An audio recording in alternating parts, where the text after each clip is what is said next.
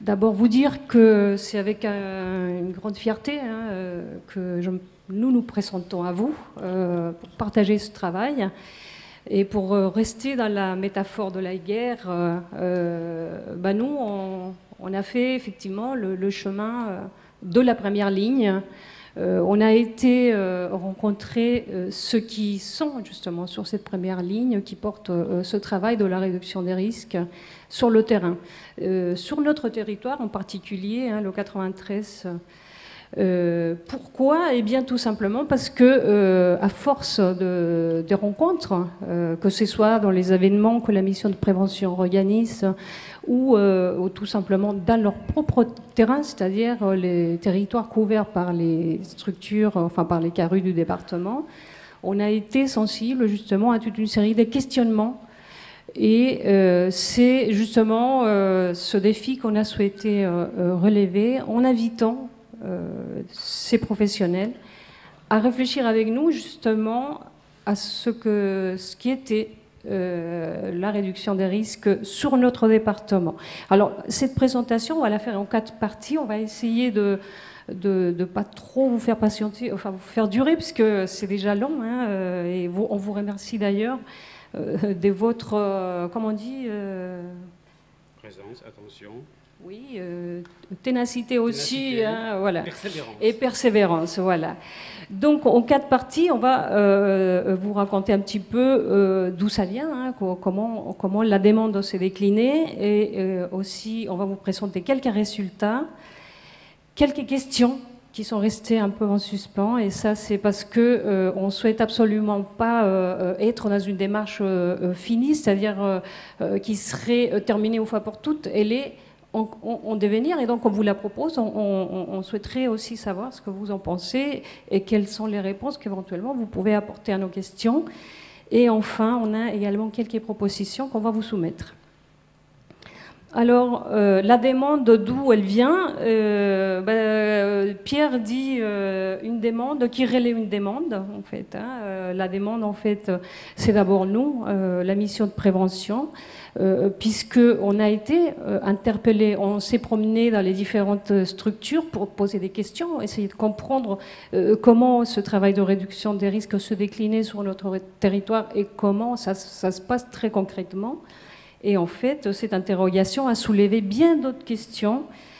Et donc, pour légitimer un peu cette démarche, nous avons été rencontrer nos collègues de l'Agence régionale de la santé d'été 93 pour proposer donc une co-animation, on va dire, de cette démarche. Donc vous voyez, on a un cadre institutionnel en fait qui nous a permis de réunir les professionnels, c'est-à-dire qu'on n'a pas fait ça un peu en loosé, en cachette ou je sais pas quoi. C'était vraiment quelque chose d'inscrit dans une démarche partagée et qui demandait d'ailleurs à ce que les CARUT qui se sont engagés dans ce travail ont légitimé également la participation. Donc c'était pas vraiment dans un coin de rue.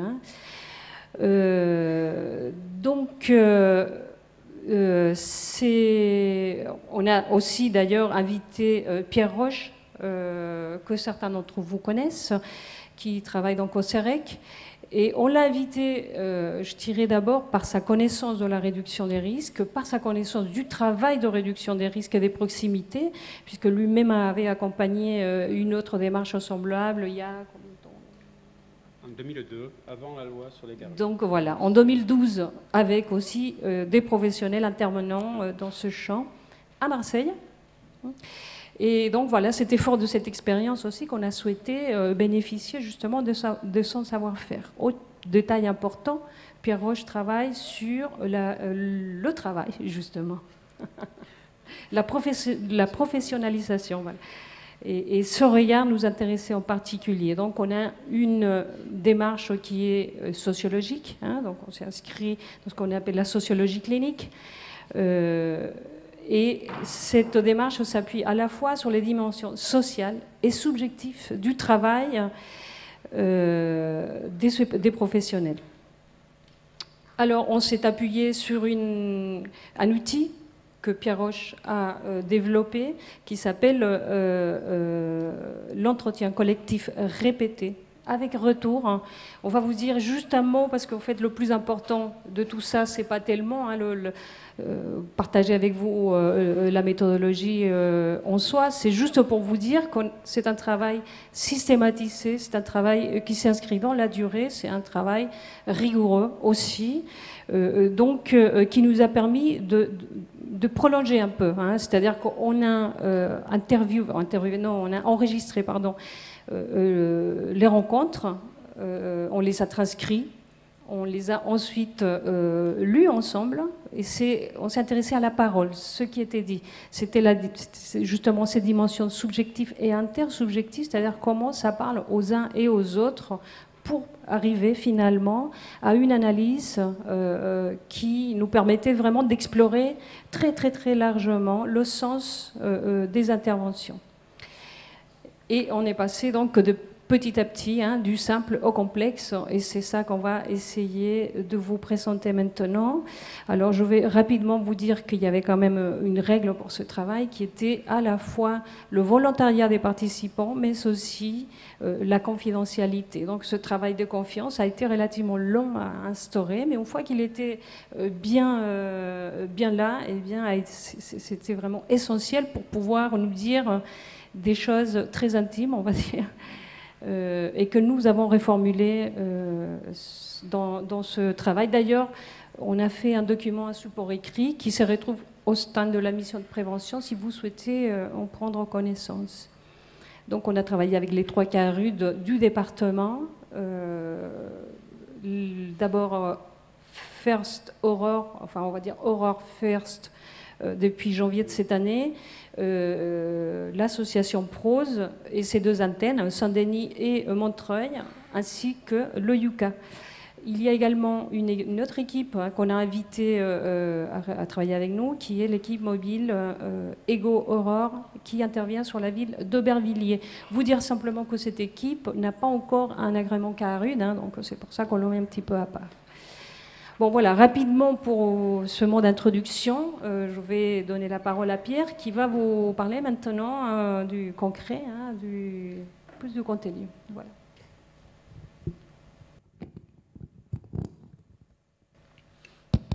Ça marche. Du concret, sans rentrer malheureusement dans les contenus concrets d'activité, parce que faute de temps, hein, donc je vous invite à lire effectivement le résumé qui fait quand même une 20aine de pages de Florence Rénal, ou alors, si vous êtes plus courageux, le rapport de recherche aussi, c'est possible. Donc je dis que c'est toujours frustrant effectivement d'intervenir rapidement, parce que s'il y a une pratique pour laquelle on doit entrer dans les nuances, c'est bien celle de la réduction des risques. Et voilà. Donc, alors tout d'abord, on va essayer de décliner un peu tous les résultats. Hein. Alors première question, c'est avec qui travaillent effectivement les professionnels des CARUD.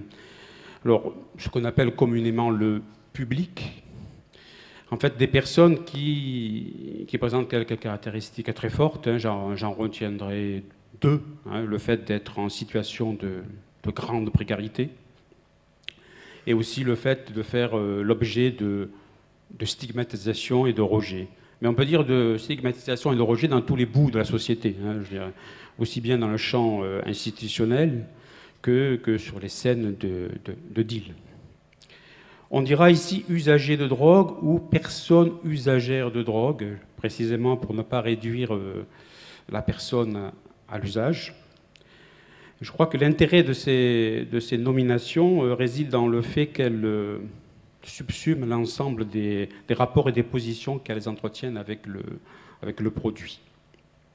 Alors, certes, des logiques purement ou proprement toxicomaniaques peuvent être à l'œuvre, mais elles sont moins la source de leurs problèmes qu'un montage défensif qui vise à occulter un peu ces derniers, hein, à soulager leur souffrance.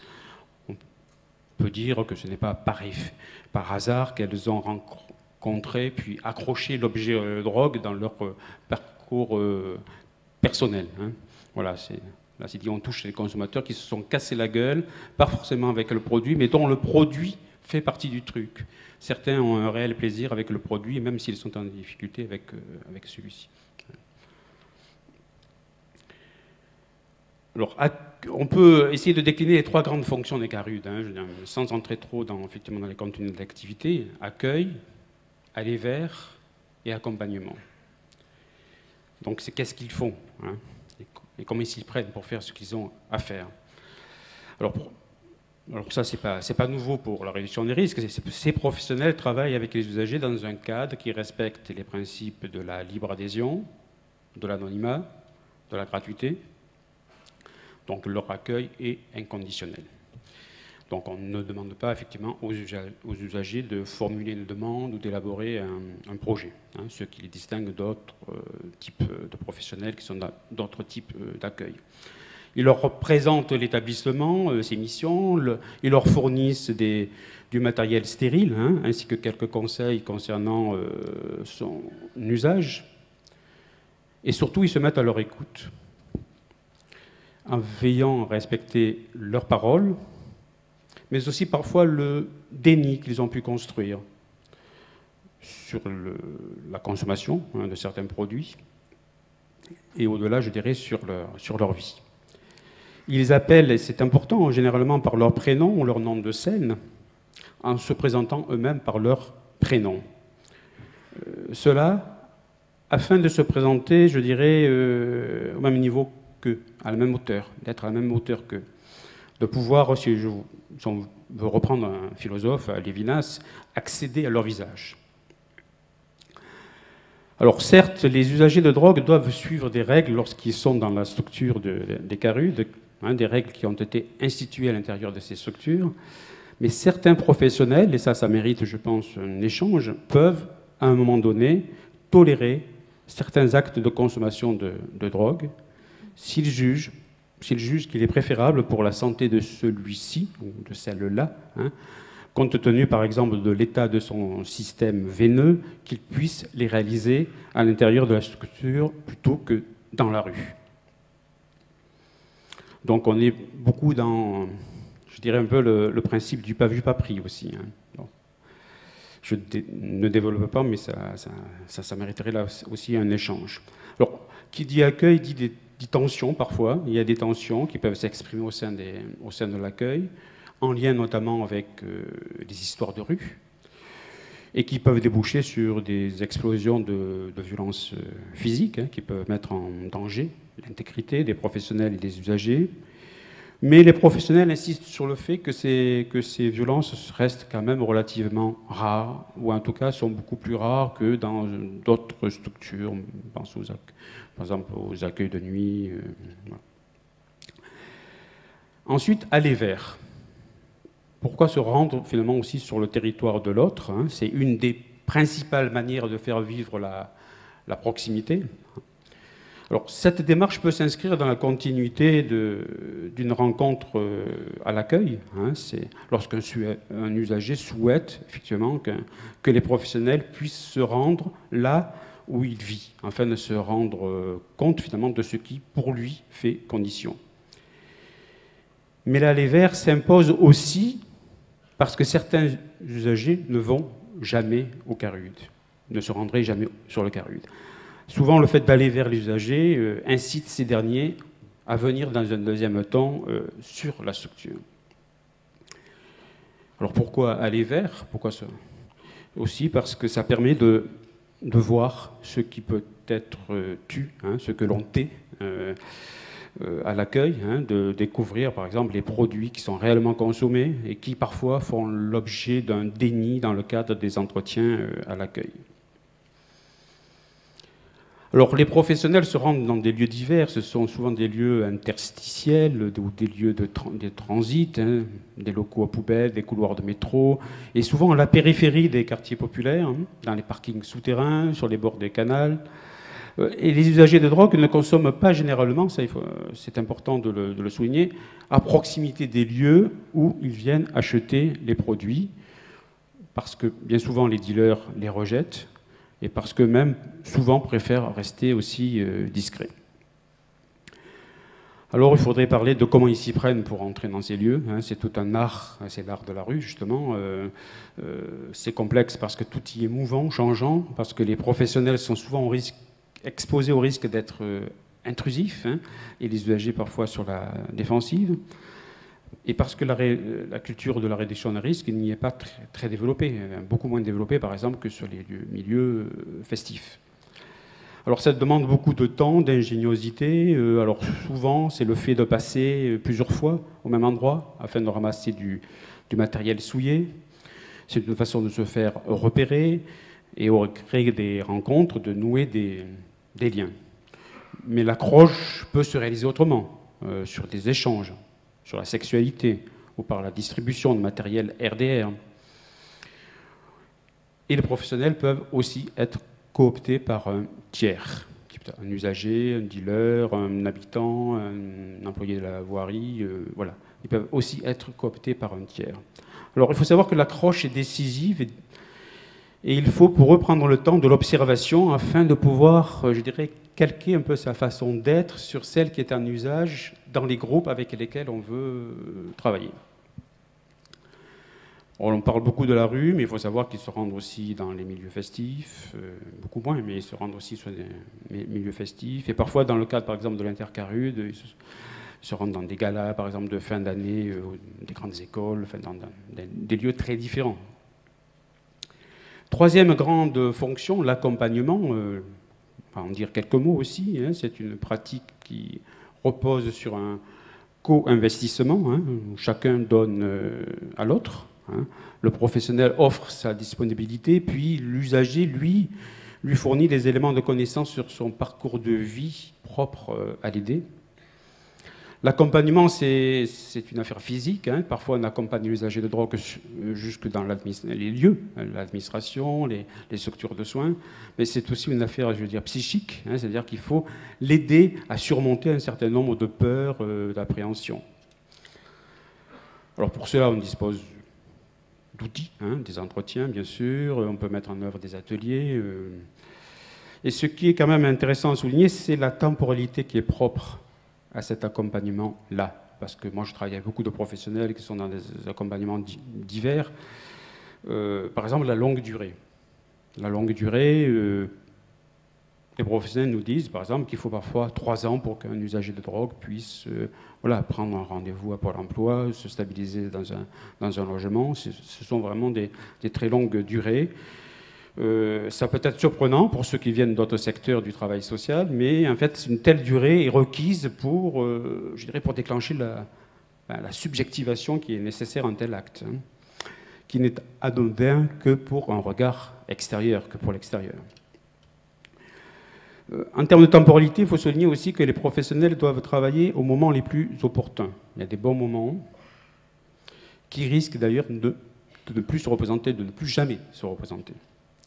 Et puis, il y a aussi le respect du tempo, je dirais. Il y a le fait aussi que le professionnel doit souvent battre au rythme même de l'usager.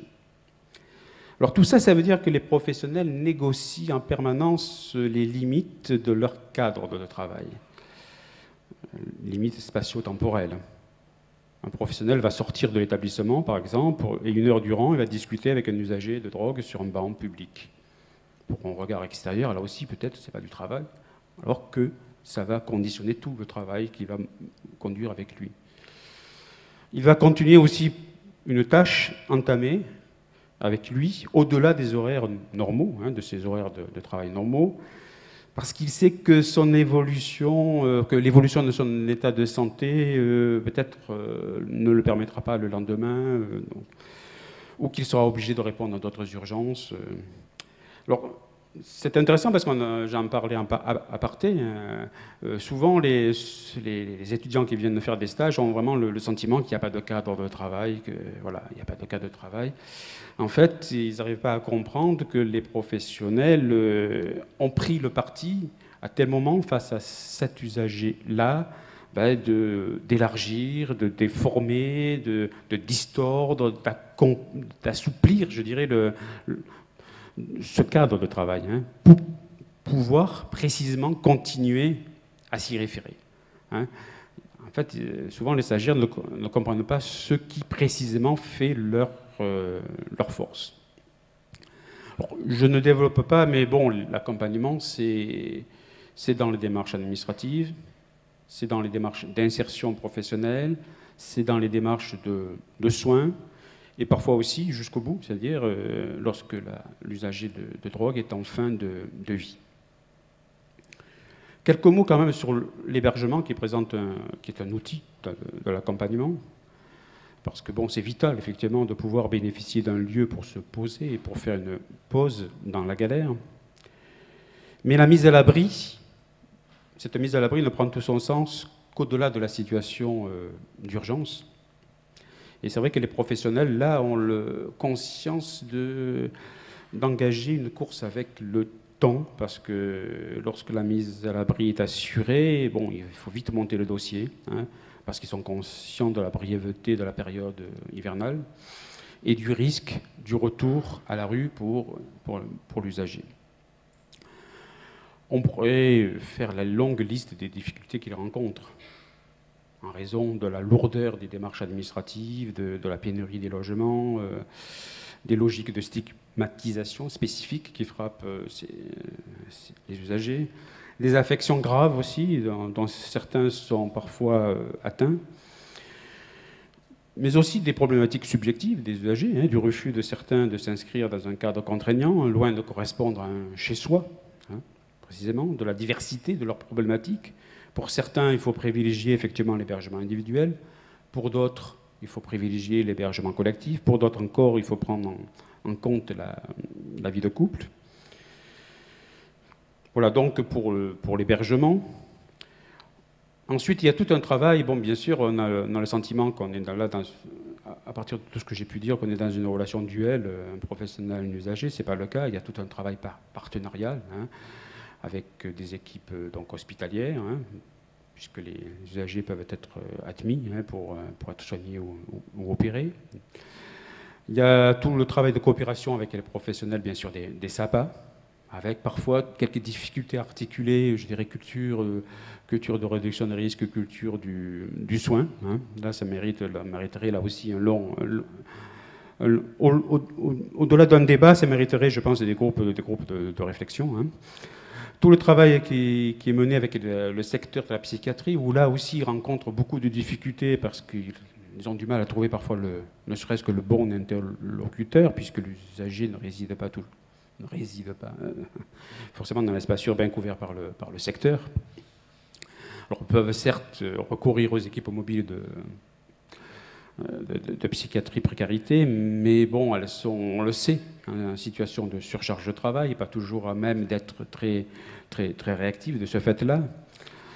Ensuite, leurs demandes de prise en charge ne sont pas toujours bien acceptées ou ne sont pas acceptées du tout parce que leurs problématiques relèveraient de la dictologie et non de la psychiatrie, alors que considèrent que ces usagers-là présenteraient un tableau propre à la comorbidité. Ils coopèrent aussi avec les pharmaciens. Donc, alors là aussi, dont les attitudes varient fortement, hein, je veux dire, entre accueil et rejet des usagers qui viennent chercher soit des TSO, soit du matériel d'injection ou encore des jetons. Alors c'est un travail très chronophage finalement, mais bon, qui porte ses fruits. Ils travaillent avec les éducateurs spécialisés de la PREV, donc avec eux, bon, ils prennent parfois le parti de faire des maraudes. Ils travaillent avec les équipes de médiateurs aussi. Alors, plutôt sur le mode de l'échange d'informations. Hein. Ils vont peut-être apporter ce qu'ils apprennent sur le vivre ensemble, sur les atteintes plutôt au vivre ensemble aux médiateurs. Et les médiateurs vont leur apporter un certain nombre d'informations sur les usages de drogue. Ils peuvent aussi entrer en relation avec les policiers. Alors là, c'est plutôt, ça a été dit, hein, je veux dire, par la présidente elle-même, hein, je veux dire, lorsque les policiers sont à proximité effectivement des CARUD ou des unités mobiles, effectivement, donc avec pour effet de dissuader les usagers à venir chercher leur kit d'injection. Donc là, il faut qu'ils contactent le commissariat, puis qu'ils rappellent le cadre légal de leur travail, et au-delà qu'ils explicitent son contenu et le sens de leur mission. Ils peuvent travailler aussi avec des habitants. alors, qui parfois jouent un rôle très positif, notamment lorsqu'ils leur signalent la présence de seringues dans certains lieux, ou lorsqu'ils les introduisent dans des lieux qui sont réputés difficiles, mais qui sont parfois aussi peu coopérants. Hein. On a tous les cas de figure, hein, parce qu'ils peuvent avoir peur des représailles, peuvent être méfiants, notamment si des personnes de leur entourage sont impliquées dans le trafic, ou encore tout simplement, ça a été dit, peuvent percevoir la démarche ARDR sur le mode d'une incitation à se droguer, susceptible de mettre en danger les enfants. Donc voilà, donc tout ça, ça demande beaucoup d'intelligence rusée, de bêtise, comme disaient les anciens. Voilà.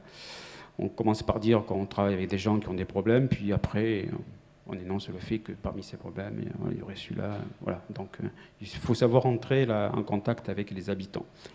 Enfin, les dealers, il ne faut pas les oublier, parce que les dealers, parfois, s'interrogent, bien sûr, on peut les comprendre sur le sens de leur présence auprès des usagers de drogue. Donc, ils s'interrogent sur leur identité. Hein. Et là, bon, effectivement, il faut aussi pas contourner les difficultés, il faut discuter avec eux, hein, au moins les neutraliser. Voilà. Et sachant qu'il ne faut pas confondre ici peut-être voilà, les revendeurs qui font partie des grosses organisations qu'on a étudiées par ailleurs et les usagers revendeurs. Effectivement, je pense qu'ils peuvent guère attendre autre chose que la neutralisation de la part des revendeurs. Par contre, ils peuvent engager, je dirais, un dialogue fructueux avec les usagers revendeurs. Quelques mots sur la formation, parce que, comment dirais-je, le constat est relativement sévère finalement, puisque l'offre de formation initiale sur les questions relatives à la précarité, à l'usage des drogues, à la réduction de risques reste aujourd'hui quand même très largement déficitaire, hein, que ce soit dans les instituts de formation travail social ou les instituts de formation en soins infirmiers. Hein. Donc, alors tout ne se joue pas sur le plan des compétences, il y a aussi la question des dispositions, des aspirations. Parfois les dispositions, les aspirations des nouveaux entrants sont inappropriées hein, par rapport à ce lieu, au lieu du CARUD. La formation continue, alors malgré les offres importantes des deux grandes fédérations hein, et d'UNIFAF, reste peut-être trop peu développée, parce qu'il n'est pas toujours facile pour les professionnels de dégager du temps et parfois des ressources financières hein, pour s'y engager. Conséquence, nombre de professionnels ne se sentent pas toujours suffisamment armés ou motivés pour relever les défis que leur pose leur pratique quotidienne et abandonnent, ce faisant, assez vite la partie. En témoigne le turnover important que l'on peut observer au sein des CARUD. Voilà, j'ai 2 ans d'expérience en RDR et je ne suis pas le plus ancien, et je suis le plus ancien, pardon, donc celui qui a le plus d'expérience. C'est super pour l'ego, je forme les gens, mais moi, je ne me forme pas. Certains, cependant, persévèrent, alors ça c'est très intéressant, depuis qu'un événement a suscité en eux l'envie de s'inscrire dans la RDR, et cet événement a lieu parfois lors des stages en formation initiale. On a beaucoup insisté sur le rôle des stages en formation initiale. Quelques mots sur l'évaluation. Alors pour dire bien sûr que c'est difficile de mesurer une activité qui n'est pas productrice de biens matériels et qui ne peut obtenir des résultats que sur le très long terme. La question, c'est effectivement comment prendre en compte les spécificités du public des CARUD, hein, ses difficultés, et puis comment rendre compte du travail accompli par les professionnels. Hein. Alors, il ne suffit pas ici, je crois que c'est dit, hein, de compter le nombre d'usagers reçus ou de matériel distribué. Il faudrait aussi compter le nombre de coups de téléphone. Je crois que c'est voilà, le nombre de coups de téléphone donnés. Et surtout, je dirais, j'ajouterais, il faut prendre en compte tout ce qui ne peut être compté. Ce qui n'est peut-être pas facile dans une société où ne compte que ce qui peut être compté. Vous voyez ? Dernier point des résultats, les dimensions affectives et éthiques de l'activité. Parce que le travail, ce n'est pas seulement une mobilisation de compétences, de savoir, de savoir-faire, c'est aussi une mobilisation d'affect, c'est aussi le fait d'être projeté dans une éthique. Alors, pour les professionnels des CARUD, le plaisir naît notamment de la possibilité, je dirais, de palper le travail accompli, de pouvoir énoncer des résultats concrets pour tel ou tel usager de drogue. Et la souffrance, à contrario, émerge lorsque leur activité est entravée, voire empêchée. Alors, le plus souvent, faute de pouvoir disposer sur le versant institutionnel des moyens qui leur permettraient de répondre aux besoins des usagers. Bon, par exemple, elle émerge lorsqu'ils ne parviennent pas à héberger une personne durant la période hivernale, ou plus tard, lorsqu'ils doivent signifier à une personne qu'ils ont hébergée qu'il faut retourner à la rue. Exemple parmi bien d'autres. Puis faire de la réduction des risques, ça nous projette donc dans le mode de l'éthique, et je dirais plus précisément de l'éthique de la proximité. Pour nombre de professionnels, un tel faire avec et pour l'autre engage une éthique de la fidélité d'abord.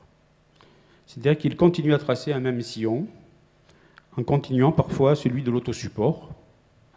Ils persévèrent, je dirais, dans une manière d'être qui a été le fruit d'une décision prise à l'occasion d'un événement historique et ou biographique.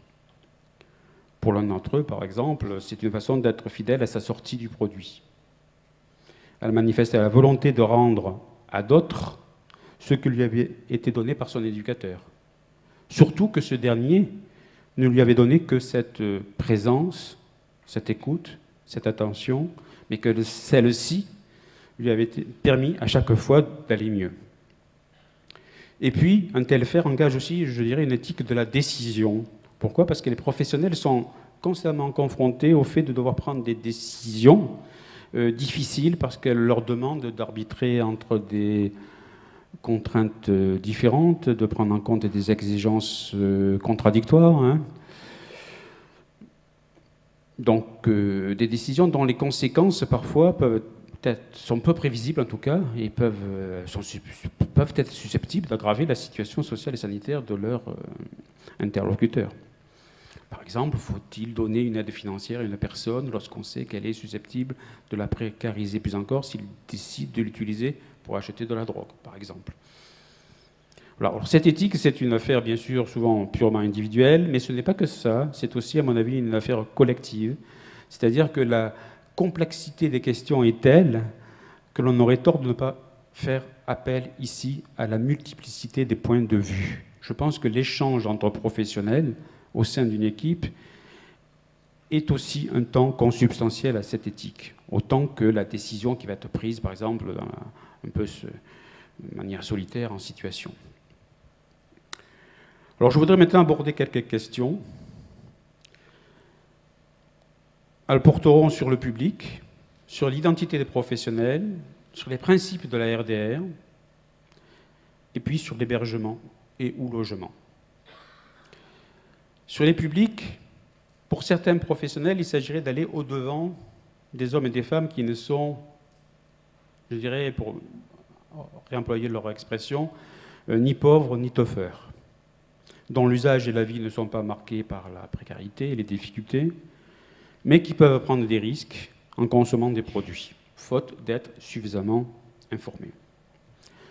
Pour eux, en intervenant ainsi, on ferait d'une pierre deux coups, on lutterait aussi contre la stigmatisation. Donc, intervenir auprès du public, comme on dit aujourd'hui, bien inséré. Les publics sont nombreux. On parle des cadres, on parlait des cadres qui se défoncent à la défense. Enfin bon, c'est tous les cadres, on l'a dit comme ça, les costards cravates, mais en fait, on peut dire les salariés, le vaste monde des salariés. Les sportifs, bien sûr, hein, qui utilisent, on le sait, beaucoup de stéroïdes anabolisants, les amateurs de jazz, de rock, les clubbers, qui sont des grands consommateurs de cocaïne ou d'ecstasy. Les adolescents qui vont piquer les déodorants dans les salles de bain, ou les déodorants ou les solvants. Donc, vaste public, en fait. D'autres professionnels considèrent que le mode d'intervention et les outils propres au CARUD ne sont pas forcément adaptés à certains publics et problèmes. Donc, ils défendent plutôt l'idée d'une démultiplication des modes d'intervention et des outils, hein, afin de pouvoir relever l'ensemble des défis actuels. Alors, cela considère, en outre, que toute extension de leur public ne peut aujourd'hui que porter atteinte à leur mission première, qu'ils ont déjà bien du mal à remplir, voilà, du fait de ne pas disposer de suffisamment de moyens techniques et humains. Deuxième question, l'identité professionnelle. Comment peut-on approcher de la question de l'identité professionnelle des professionnels des CARUD au-delà de ce que leur fiche de poste peut indiquer? Éducateur spécialisé, moniteur éducateur, assistant de service social, psychologue, infirmier. Alors peut-on mobiliser ici la notion de professionnel ressource dont l'activité pourrait être située entre l'éducateur, la santé et celle du passeur? Alors notons aussi, c'est une deuxième question très importante sur l'identité, pour certains participants, cette identité doit se conjuguer avec celle du militant, le professionnel doit se conjuguer avec le militant dans une sorte d'enrichissement mutuel, alors que pour d'autres, elle doit plutôt, pour s'affirmer, s'en séparer. Troisième question, quel devenir pour les principes de la RDR? Alors nous sommes revenus avec les professionnels sur la proximité, sur le non-jugement, sur l'éducation par les pairs. Alors peut-on dire que ces derniers principes gardent tout leur rôle structurant ou ont-ils fait l'objet d'une évolution? Ont-ils été affectés dans leur contenu même par le mode de professionnalisation? Bon, à y regarder de près, on a envie de dire que ces principes connaissent des destins différents.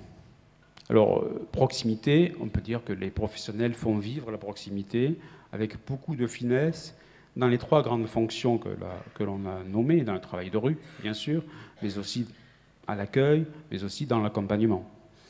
Donc là, il s'inscrit vraiment dans le sillon tracé par les pionniers, notamment par les militants d'ASUD, par les bénévoles de Médecins du Monde.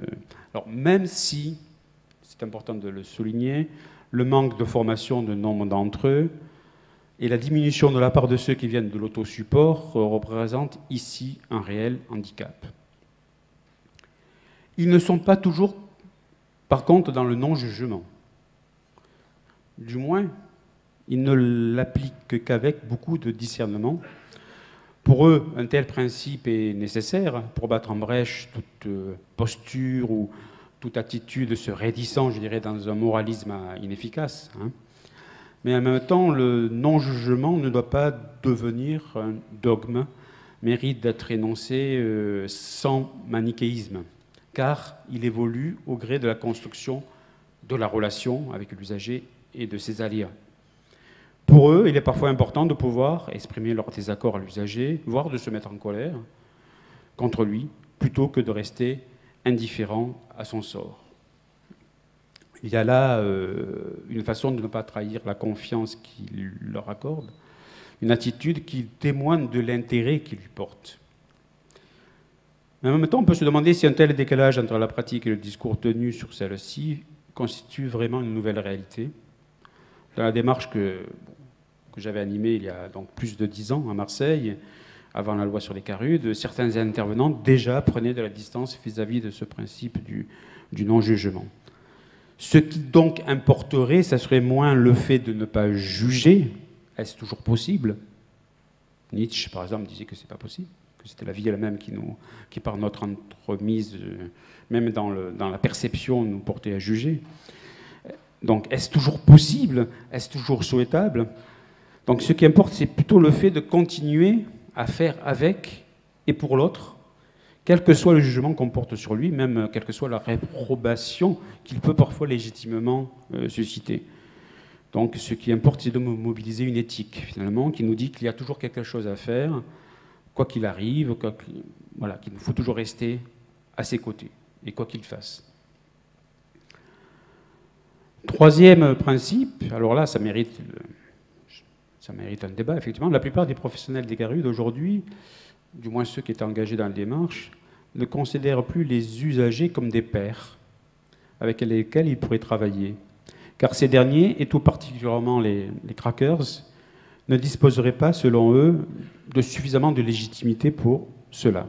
Alors bien sûr, c'est une position qui mérite d'être questionnée, car elle remet en cause ce qui a permis l'ouverture de ce champ, le champ de la réduction de risque, hein, ce qui a fait son originalité et sa force, cette fameuse alliance entre usagers, praticiens et chercheurs. Autre question, faut-il un hébergement adapté aux usagers de drogue? Ça aussi, ça a été mis en débat dans le cadre du groupe. Alors certains disent plutôt oui, parce qu'ils seraient en général plus fortement stigmatisés que d'autres publics. Et d'autres se demandent si finalement le fait d'offrir une structure spécialisée à ces personnes ne viendrait pas finalement renforcer leur stigmatisation. Et ils opteraient plutôt pour la construction d'une offre d'hébergement pour toutes les personnes abîmées par la rue et dont la situation de grande précarité finalement rend plus difficile, voire empêche l'accès à un logement de droit commun. Toujours sur le logement, peut-on penser le logement sur le modèle finalement de la RDR? On sait qu'il y a des expériences expérimentales, hein, des démarches expérimentales intitulées « Un chez-soi d'abord », avec pour bénéficiaires des personnes sans abri qui souffrent donc de troubles mentaux et ou d'addiction. Démarche intéressante parce qu'elle consiste finalement à inverser les logiques habituelles de la prise en charge, hein, puisque le logement, c'est plus le but à atteindre, c'est plutôt un préalable à l'insertion et aux soins. Et j'en viens donc aux propositions qui ont été faites par le groupe. Alors, beaucoup de propositions sur la formation, quelques-unes sur l'hébergement et quelques-unes sur l'évaluation, et j'accélère le rythme. Sur la formation des professionnels, je crois qu'il faut une sensibilisation des étudiants dans le cadre de la formation initiale. Alors souvent, on nous dit que la formation initiale doit se charger d'un tronc commun, hein, qui permet l'acquisition de compétences transversales. D'accord? On est assez d'accord avec ça. Mais on peut se demander si les thèmes qui sont évoqués ci-dessus ne mériteraient pas précisément d'être aujourd'hui intégrés dans le tronc commun, dans les enseignements prévus dans les domaines de compétences. Cela parce que les pratiques liées aux drogues ne cessent de déstabiliser au quotidien nombre de professionnels, hein, de ce secteur dans leurs pratiques. Et parce que la proximité et la RDR, sous des formes qu'il faudra sans doute chaque fois repenser, réajuster, constituent des réponses privilégiées. Deuxième proposition, renforcer la dynamique des sites qualifiants, hein. On l'a dit tout à l'heure, beaucoup de participants ont évoqué le rôle déclencheur d'un stage réalisé dans le cadre de la formation initiale. Sachant cela, je crois qu'on peut comprendre qu'il est important que les CARUD puissent se positionner en tant que lieu de stage et surtout se donner tous les moyens institutionnels, organisationnels et humains de fonctionner comme site qualifiant. Troisième proposition sur la formation, développer la validation des acquis de l'expérience. Parce qu'on ne va pas nier que la loi sur les CARUD a permis de renforcer le dispositif RDR en mobilisant des compétences médico-sociales, mais elle a pu aussi avoir pour effet, on l'a déjà dit, de disqualifier et de déclasser des personnes qui disposent des compétences issues de l'expérience de l'usage de drogue. Donc je pense que là, il y a une réponse qui consiste à redynamiser pour ce secteur le dispositif de la validation des acquis de l'expérience, notamment en renforçant les pratiques d'accompagnement, parce que pour les professionnels qui s'y engagent, parce qu'il faut les aider à surmonter des obstacles objectifs, matériels, temporels, mais aussi subjectifs, peur, appréhension. Dernière sous-proposition, la mise en place des groupes interqualifiants dans le cadre de la formation continue, là cette fois. Je crois que on est là face à une situation critique et multidimensionnelle qui appelle de nouvelles alliances professionnelles sur les territoires. Donc il faut réfléchir sur les conditions de mise en place d'ateliers interqualifiants. Alors certains groupes existent, mais sont fragiles, d'autres ont disparu. Je crois qu'il faut réfléchir donc à la mise en place, mais aussi à la pérennisation de ces groupes, qui peuvent réunir, avoir des géométries variables, hein. Ensuite, sur l'hébergement, intégrer l'hébergement dans les missions des CARUD. Vous savez que les CARUD sont financés par l'Agence régionale de la santé de façon pérenne, mais L'hébergement, c'est pas le CARUD, mais ce sont les associations qui sont financées par la DRIL Île-de-France, donc sur un mode annualisé. Et là, ça serait peut-être intéressant d'intégrer formellement la mission de l'hébergement en tant que telle dans le cahier des charges des CARUD. Enfin, pour finir, repenser un peu la démarche évaluative. Parce que, bon, il nous faut évaluer le travail, hein, afin de ne plus être dans la nuit, je dirais, où tous les chats sont gris. Mais il nous faut aussi l'évaluer sans occulter son réel. Hein, sauf à retrouver une autre nuit tout aussi profonde. Donc là, je crois qu'il faut donner sens aux chiffres, parce qu'un chiffre n'est pas un indicateur, hein, je veux dire, contrairement à ce qu'on peut croire, un chiffre n'est pas un indicateur, ne devient un indicateur qu'à partir du moment où il est étayé par une analyse. Et surtout, il faut rendre compte de ce qui ne peut être quantifié. Voilà. Donc là, ça exige la participation sans doute des actifs et des professionnels de première ligne qui ont une connaissance concrète de ce qui se joue pour l'usager, mais aussi la participation des usagers eux-mêmes tant dans la construction que dans la réalisation de cette évaluation. Voilà, je sais que bon, le temps, c'est le temps va passer vite. C'était un peu difficile de dire l'essentiel de cette démarche qui a été très riche en tout cas.